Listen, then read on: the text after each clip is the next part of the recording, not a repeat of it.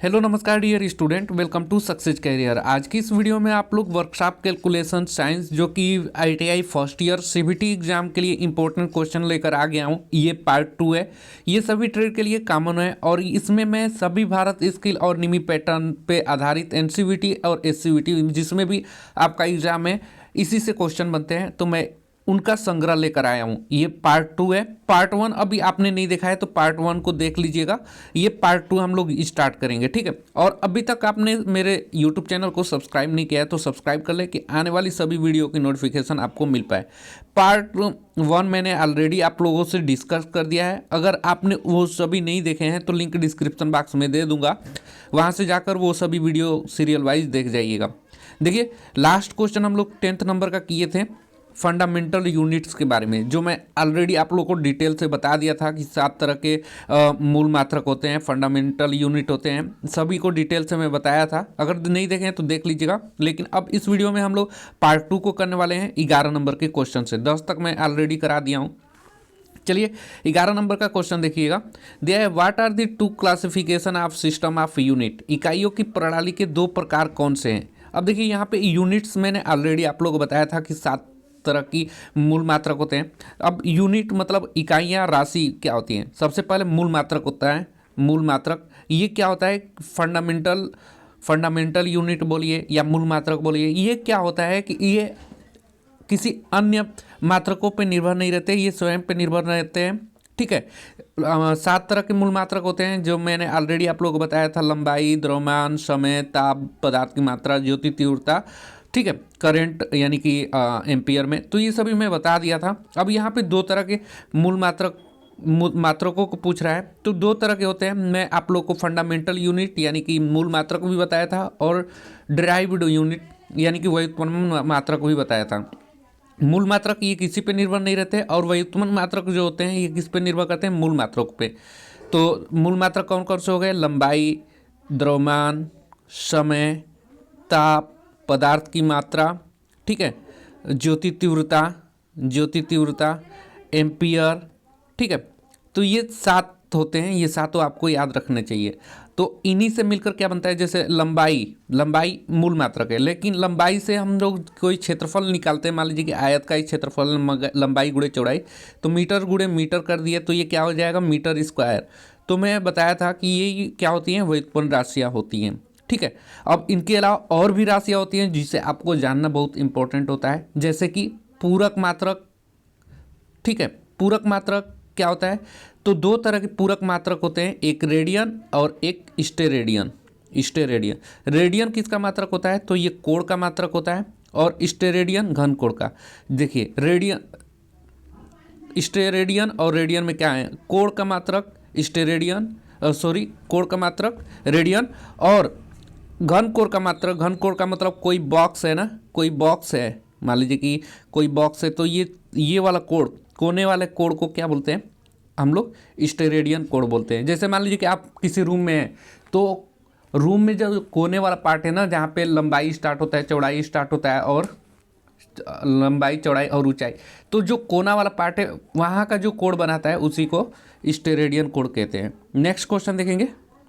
देखिए, मैं आप लोगों को डिटेल भी बताते चलूँगा कि आपका कोई भी क्वेश्चन एग्जाम में मिस ना हो।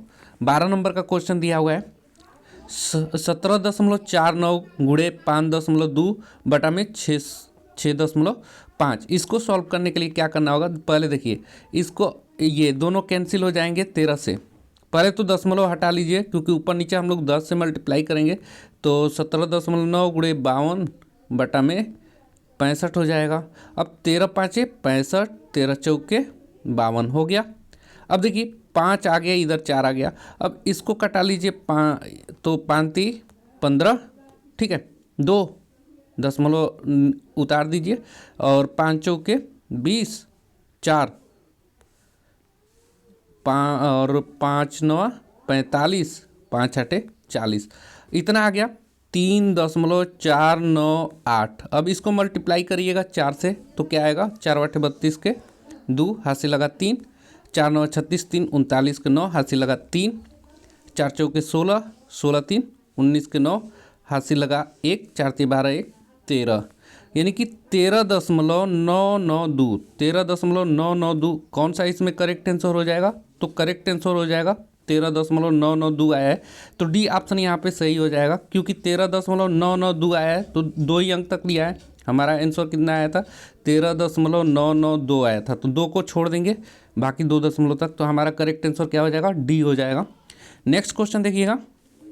देखिए सभी क्वेश्चन इंपॉर्टेंट है यहाँ पे, जो भारत स्किल निमी पैटर्न से प्रीवियस ईयर के क्वेश्चन हर बार इसी से आते हैं ना, ये मैं कलेक्शन उन्हीं का किया हूँ जो हमेशा क्वेश्चन आपका आया हुआ है। ना हो तो प्रीवियस ईयर क्वेश्चन पेपर भी मैं बनाया हूँ, लिंक डिस्क्रिप्शन बॉक्स में दे दूंगा, जाकर वर्कशॉप कैलकुलेशन का फर्स्ट ईयर का देखिएगा, आपको पता चलेगा कि कहाँ से क्वेश्चन बन रहा है।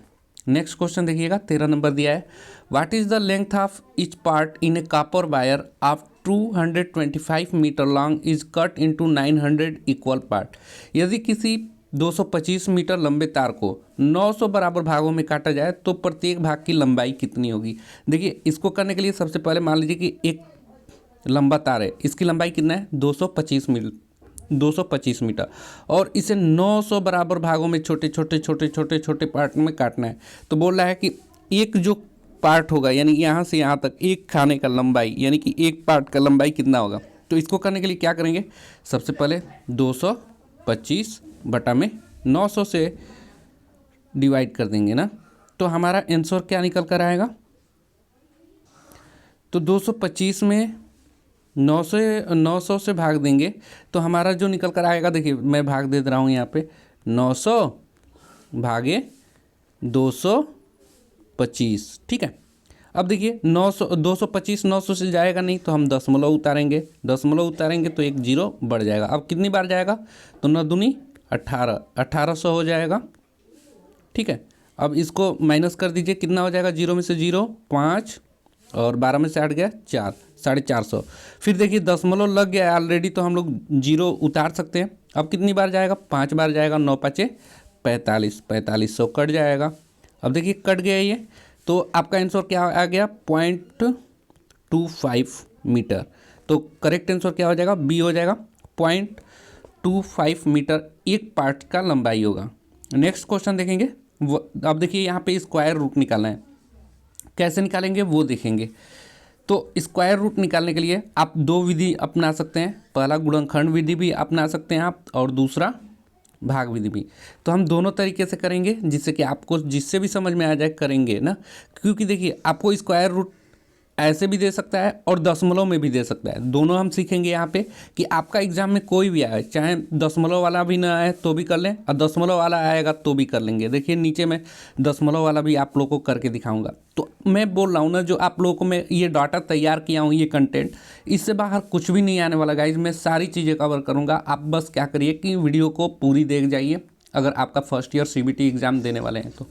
चलिए देखिए, सबसे पहले हम भाग विधि से इसको हल करेंगे, और उसके बाद सबसे पहले 529 है। इससे पहले कुछ और चीज़ें बता देना चाहता हूँ। ये दशमलव है ना, तो दशमलव की इधर इकाई, दहाई, सैकड़ा, हज़ार, 10,000 होता है, और यही दशमलव के दाएं तरफ यानी राइट साइड में 10वां, 100वां, हज़ारवां, 10,000वां भाग होता है। यानी कि दशमलव के हम लोग बाएं साइड में हम इकाई दहाई गिनते हैं, और दशमलव के दाएं तरफ यानी राइट साइड में हम लोग 10वां, 100वां, हज़ारवां गिनते हैं। तो ये मैं बता दिया, ये याद रखिएगा। अभी मैं उसका यूज बताऊंगा। जब दशमलव के इधर इकाई दहाई सैकड़ा वाला, जैसे 529 है ना, 529 है, तो ये दशमलव के इधर 529 हो गया। तो हम जब पेयर बनाएंगे ना, तो इधर से स्टार्ट करते हैं, यानी कि इस साइड से, यानी कि राइट साइड से हम लोग लेफ्ट साइड की तरफ चलते हैं। देखिए राइट साइड से हम लोग किधर जा रहे हैं? Left side. अगर दशमलव है, दशमलव के इधर अंक दिया है, तो हम लेफ्ट साइड से राइट साइड की तरफ जाएंगे। जैसे मान लीजिए कि अभी आएगा ना 0.17, तो अगर हमारा पेयर बनाना होगा तो हम इधर से बनाएंगे, इधर से 0 बढ़ा सकते हैं तो कोई वैल्यू। अब देखिए इसको करेंगे कैसे। देखिए भाग विधि से सबसे पहले 529, और मैं बताया हूँ दशमलव के इधर है तो हम पेयर की इधर से बनाना स्टार्ट करते हैं, यहाँ से बनाना स्टार्ट करते हैं। पहले 29 का पेयर बनाएंगे, यानी कि हम लोग राइट साइड से लेफ्ट साइड की तरफ बनाते हैं ना। चलिए अब देखिए इसको करने के लिए क्या करेंगे। तो सबसे पहले ये पेयर मैंने बना दिया, पेयर बना दिया। अब ऐसा कोई संख्या ले जाएंगे जो जिसका वर्ग 5 के बराबर हो या 5 से छोटा हो। तो 2 है, 2 दूनी 4, जो 5 से क्या है 2 का ले जाएंगे 2 बार, तो 2 दूनी 4 हो जाएगा, 5 में से 4 गया 1, और 4 जो है 5 से छोटा है या उसके आसपास की संख्या लेंगे, बड़ा नहीं होना चाहिए। अब देखिए 1 आ गया ना यहाँ पे, अब 2 और 9 पेयर बना था तो उस पूरे पेयर को उतारेंगे। अब 2 को यहाँ उतार कर क्या कर देंगे, जोड़ देंगे, 2 2 4। अब ऐसी कोई संख्या से ले जाएंगे जिसमें 9 आए, तो 3 से ले जाएंगे, तो 3 तिलिके 9 और 3 चौके 12, कट जाएगा हमारा। तो हमारा वर्गमूल क्या निकल कर आ गया, 23 आ गया। ये पहला भाग विधि था, तो इसका 529 का हमारा आंसर क्या आ गया, बी आ गया। दूसरी विधि क्या है कि आप ऐसे जैसे एलसीएम निकालते हैं ना 529, इससे निकालिए, तो ये किससे जाएगा, कौन से अंक से, 23 के अंक से जाएगा।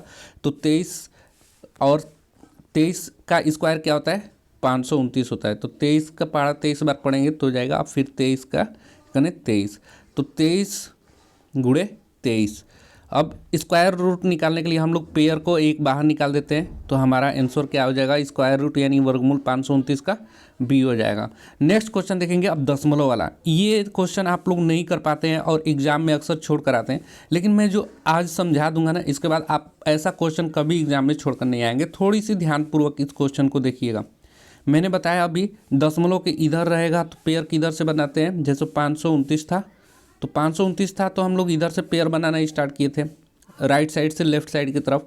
अब दशमलव के बाद देखिए हमारा अब आगे यहाँ समझने वाली बात, अब हमारा पेयर किधर से बनाएंगे, तो हम बताएं पेयर अब अगर 529 था तो आप दशमलव के इधर से बनाना स्टार्ट करते थे, लेकिन जब दशमलव के बाद अंक रहेगा ना तो आप लेफ्ट साइड से राइट साइड की तरफ पेयर बनाएंगे। तो देखिए 0 1 का एक पेयर बन गया। अब 7 का पेयर नहीं बन रहा है, तो 7 का पेयर बनाने के लिए हम लोग 0 बढ़ा सकते हैं, क्योंकि आपको पता है 0.017 को हम कितनी भी 0 बढ़ा दें वैल्यू उतना ही रहेगा। कोई दशमलव के बाद हम जो अंक है लास्ट अंक के बाद 0 कितना भी बढ़ा दें तो क्या होता है, अंक में परिवर्तन नहीं होता है, वैल्यू में परिवर्तन नहीं होता है। लेकिन 529 है और दशमलव के पहले अगर हम 0 बढ़ाते हैं तो उसकी मान में वैल्यू में अंतर आ जाएगा। ये चीज़ समझ लिया आप। अब चलिए इसको करते हैं। इसको करने के लिए सबसे पहले सेम वही पैटर्न भाग विधि वाला 0.017 पेयर बनाइए, दशमलव के बाद वाले से एक पेयर बन गया। 7 का पेयर नहीं बन रहा है तो हम 0 बनाकर इसको पेयर बना लेंगे। अब देखिए ऐसा कोई संख्या, दशमलव यहाँ है तो दशमलव यहाँ ऊपर ला दीजिए, दशमलव हो गया। अब ऐसी कोई संख्या से ले जाएंगे जो जिसका वर्ग 1 के बराबर हो या 1 से छोटा। तो हमें पता है 1 का वर्गी क्या होगा, 1 एकने 1, ठीक है, 1 एकने 1, ये कट जाएगा। अब जो दूसरा ये पेयर बनाए हैं इसको पूरा पूरा उतार लेंगे। अब देखिए जो यहाँ पे मैंने 1 एकने 1 किया था, 1 को क्या कर देते हैं, जोड़ देते हैं, तो क्या आ जाएगा, 2 आ जाएगा, ठीक है। अब देखिए अब ऐसी कोई संख्या से ले जाएं जो कि इसका वर्ग करने पे क्या हो जाए कि इससे छोटा रहे, 70 से छोटा रहे, 70 से छोटा रहे। तो हम क्या ले जाएंगे, 3 बार ले जाएंगे, 3 बार, तो 3 यहाँ भी लिख देंगे। 3 से ले जाएंगे तो करिए, 3 तिलिके 9 और 3 दूनी 6, 69, 70 से छोटा भी है। तो अब देखिए 70 में से 69 घटाएंगे, 1 आएगा। तो अब 1 को हम छोड़ देंगे, 1 को नहीं ले जाएंगे। हमारा दशमलव के 2 अंक तक ही हम ले लेते हैं वैल्यू को। तो हमारा आंसर क्या है, 0.13 0.13 कौन से ऑप्शन में, बी ऑप्शन में। तो ऐसे निकालेंगे। तो आपने दशमलव वाले भी क्वेश्चन को निकालना सीखा। सेम यही दशमलव का कोई भी रहेगा ना तो आप पेयर कहाँ से बनाएंगे, दशमलव के बाद के अंक का पेयर बनाइए और लास्ट में जो पेयर नहीं बनता उसको 0 बढ़ाकर पेयर बना लेते हैं। लेकिन जब ऐसे इस पूरा होल वर्ड में लिखा रहेगा, यानी कि पूर्णांक लिखा रहेगा पूरा का पूरा 529, तो ऐसे में क्या करेंगे, आप किधर से पेयर बनाएंगे, तो इधर से पेयर बनाएंगे ना, इधर की तरफ। दशमलव के बाद अंक रहेगा तो इधर से पेयर बनाएंगे। तो दोनों आपने सीख लिया। अब दशमलव वाले भी क्वेश्चन आपको परेशान नहीं करेंगे, वर्गमूल आएगा तो आप लोग कर ले जाएंगे। चलिए नेक्स्ट क्वेश्चन देखते हैं। देखिए दिया है, what is the definition of ratio. Ratio means होता है अनुपात। अनुपात की परिभाषा क्या होती है, तो देखिए अनुपात की परिभाषा मैं बता दूं। जब मान लीजिए कि आप कहीं जॉब कर रहे हैं और आपकी सैलरी 10,000 रुपये है, ठीक है, 10,000 रुपया है, और आपका भाई भी कमा रहे कहीं, उनका सैलरी 12,000 रुपया है। तो जब दोनों को हम लोग कंपेयर करेंगे ना एक दूसरे से तो उसी को अनुपात कहेंगे। अब देखिए यहाँ पे 12,000 रुपये है और यहाँ पे भी रुपये है, तो सेम चीज़ों में हम लोग कंपेयर करेंगे जब, तो उसी को क्या कहते हैं, अनुपात कहते हैं। अब ये नहीं कि मान लीजिए कि आपने 10,000 रुपये कमाए और आपका भाई मान लीजिए कि कोई चीज़ है 12,000 ये टिकट इकट्ठा किए हैं, मान लीजिए कि कंडक्टर हैं टिकट इकट्ठा किए, तो इसका रेशियो नहीं निकल पाएगा। रेशियो हमेशा सेम चीज़ों का निकलेगा। जैसे मान लीजिए कि आप 1600 मीटर दौड़ लगा रहे हैं, एयरफोर्स की तैयारी कर रहे हैं तो 1600 मीटर, और कोई दरोगा का या पुलिस की तैयारी कर रहा है तो वो 4800 मीटर की दूरी तय कर रहा है। तो दोनों में मीटर है, तो सेम चीज़ें हैं, तो ही हम अनुपात निकाल सकते हैं। ये नहीं कि 1600 मीटर आप दौड़ रहे हैं और आपका भाई 4800 रुपये कमा रहा है, तो रुपये से मीटर में नहीं, कभी भी अनुपात निकालना होगा तो हमारा जो यूनिट है, इकाई है, वो सेम रहना चाहिए। मीटर में है तो मीटर में होना चाहिए, नीचे वाला भी। अगर रुपए में है तो रुपए में होना चाहिए, यानी कि सेम चीज़ें होना चाहिए, तभी अनुपात निकाल पाएंगे। तो अब आपको समझ में आ गया होगा अनुपात की परिभाषा क्या होती है। तो एक ही तरह की दो मात्राओं का संबंधी क्या कहलाता है, रेशियो कहलाता है, अनुपात कहलाता है। Relation of two quantities of the same kind is called ratio. ये याद रखिएगा, एक ही तरह के होने चाहिए। रुपये से रुपये का कंपेयर करेंगे तो अनुपात निकाल सकते हैं, मीटर से मीटर का तो निकाल सकते हैं, समय से समय का अनुपात निकाल सकते हैं, क्षेत्रफल से क्षेत्रफल का अनुपात निकाल सकते हैं। तो ये याद रखना है आप लोगों को। नेक्स्ट क्वेश्चन देखिएगा, अगला क्वेश्चन भी अच्छा क्वेश्चन है, आपका एग्जाम में ऐसे भी क्वेश्चन पूछता है, दे देगा कन्वर्ट 52% इंटू फ्रैक्शन। 52% को भिन्न में बदलिए दे देता है। तो 52% को भिन्न में बदलने के लिए आपको क्या करना होगा, देखिए 52 है, परसेंट में दिया है तो आपको कुछ नहीं करना है, परसेंट हटा के बटा में 100 लिख लीजिए, तो ये किस में बदल जाएगा आपका। जब भी परसेंटेज होगा तो बटा में 100 कर देंगे, तो परसेंटेज हटा के ऐसे लिख लेंगे। अब ये दोनों 2 से कटेगा, 2 से कटाइए तो 2 दूनी की 4 और 2 छके 12 और ये 50 बार। फिर 2 से कटेगा तो फिर 2 से कटाइए तो 13 दूनी 26, 25, यानी कि 13/25 यहाँ पे आंसर होगा, 13/25। अब देखिए कल में ऐसे ही क्वेश्चन एक आया था भिन्नों का, तो जिसमें मैं आप लोगों को बता दिया था कि संक्षिप्त भिन्न क्या होता है, उचित भिन्न क्या होता है, अनुचित भिन्न क्या होता है, मिश्र भिन्न क्या होता है, व्युत्क्रम भिन्न क्या होता है। यदि कल का वीडियो आप नहीं देखे हैं तो मैं सभी प्लेलिस्ट बनाकर प्लेलिस्ट में सभी वीडियो को दे दूंगा। पार्ट 1 अगर नहीं देखा है तो आप लोग देख लीजिएगा, सभी आप लोग को प्लेलिस्ट में वीडियो मिल जाएंगे। तो मैं कल करा दिया हूँ, इस वजह से मैं उसको नहीं बता रहा हूँ, उचित अनुचित भिन्न, मिश्र भिन्न, व्युत्क्रम भिन्न, ठीक है। क्योंकि जो क्वेश्चन हो जाएगा, मैं अगर क्वेश्चन आएगा तो फिर समझाऊंगा वैसा। अगर नहीं देखे हैं तो आप पिछले वीडियो देख लीजिए, क्लियर हो जाएंगे आपके। 18 नंबर का क्वेश्चन देखिए, दिया है how much is 8% of 40 kg। बोल रहा है कि 40 किलोग्राम का 8% कितना होता है। तो देखिए कोई भी संख्या दिया हुआ है और उसका परसेंटेज बोले ना 8% निकालिए, तो चलिए 8% इसका निकालेंगे। तो अभी मैं बताया 40 का 8%, परसेंट में दिया है तो 8/100 करेंगे, अभी ऊपर किए हैं ना परसेंटेज में दिया हुई चीज़ को।